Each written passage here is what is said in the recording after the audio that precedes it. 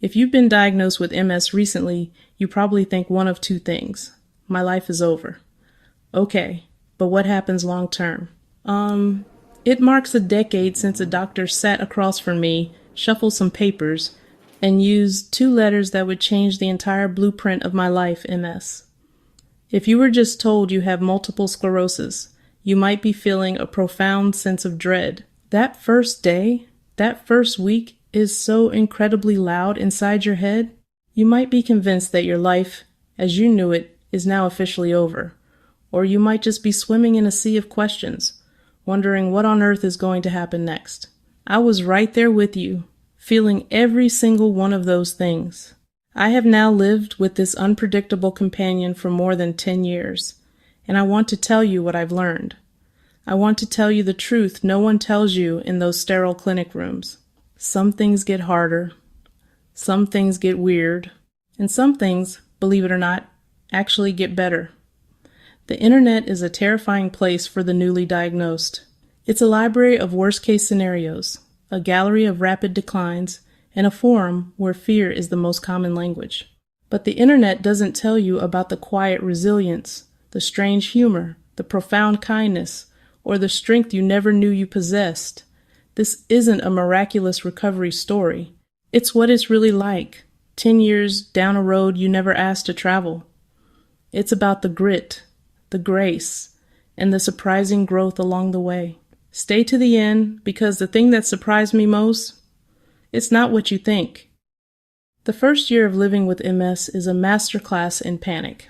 Every single day feels like an emergency. You become a detective of your own body, investigating every tingle, every twitch, every fleeting moment of numbness. The internet becomes your co-conspirator, feeding you the scariest stories first, as if by some cruel algorithm. You find yourself mentally charting your own decline, comparing your current body to the future bodies of strangers online. Year 1, me thought I'd be dramatically fainting in grocery stores by year 3. The thought makes me laugh a little now. In that first year, your reactions are lightning fast. You fear fast. You grieve fast. You spiral fast. It is an exhausting, relentless state of high alert. After 10 years, however, the entire landscape of fear changes. It doesn't vanish completely, but it absolutely transforms. The sharp, jagged peaks of panic flatten into rolling hills of caution. You learn to recognize the weather patterns of your own body, what's a passing cloud and what's a gathering storm. The constant buzzing anxiety quiets down. You pay attention when something feels significantly different or persistently wrong. Fear changes from a roaring monster in your closet to a known quantity you learn to live alongside. Realizing that my anxiety curve changed more than the disease itself was a breakthrough that helped me finally breathe again. A decade later, a numb foot is, well, a numb foot. You might sigh, prop it up, note it down for your neurologist, and get on with your day. You learn the difference between an acute crisis and the chronic everyday static. You learn to ask fear questions, build a toolkit, and set rules like no Googling symptoms after 9 p.m. You become the one in charge, not the one reacting, and that is a quiet, powerful victory. Over time, your body begins to communicate with you in a completely different dialect. The most profound change for many is fatigue. Early on, it's baffling. Later, it becomes a known guest. You learn its habits and triggers. You stop treating energy like an infinite well and start treating it like a finite bank account. Every activity is a withdrawal. You become a ruthless budgeter. Is cleaning the entire house today worth missing dinner joy tonight? It stops feeling like restriction and starts feeling like strategy. Less in a day, more across a week. Not everyone progresses dramatically. Many stabilize. Treatment matters. You respect limits and schedule rest with the same seriousness as appointments. It's a dance of adaptation work with the body you have today. You become attuned to subtle shifts and intervene early. Brain fog is not just a quirky term. It is real and deeply frustrating. Words evaporate. You walk into a room and forget why. Conversations can feel like they float past you. Filling a form or following a recipe can feel like calculus. You adapt. Lists and alarms become your external brain. Keys always in the bowl, grocery list the night before. At year 10, when a word disappears, I just say, "It'll come back. It's on vacation. It'll send a postcard." You give yourself grace. A lapse is a symptom, not a judgment. You learn to ask, "Could you slow down?" And text me the details. Practical, not burdensome. Your brain might be a forgetful friend sometimes, but you become a patient companion in return. The friendship filter. This is one of the hardest truths to swallow. Some people will leave. They may not understand invisible fatigue or pain, canceled plans, no spontaneity. Well-meant advice can land like tiny paper cuts. It can feel like your illness is a friend filter, revealing which ties weren't built for storms. With time, you see the hidden gift. Fewer, stronger bonds. Some will sit with you in the quiet, not just dance at the party. They become anchors. They learn. Ask, "What do you need?" Bring soup. Leave early with you. Celebrate small victories. You stop trying to convince skeptics and invest your energy in those who show up. Smaller circle, exponentially higher quality. In the beginning, the diagnosis can feel like a hostile takeover of your identity. Suddenly, you're not just you're the person with MS. It casts a long shadow, feels like the headline. But with time, the label shrinks from headline to a single chapter. You reclaim humor, goals, passions, inside jokes. You remember you.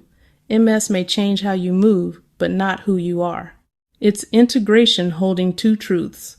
Yes, a serious illness, and also a whole, vibrant, valuable person. 10 years in, I am a person who happens to have MS, and that makes all the difference. The doctor dance and finding your rhythm.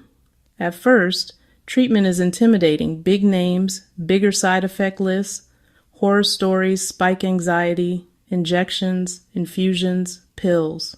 Over years, a rhythm forms. MRIs, blood tests, neuro exams. You learn to describe symptoms precisely.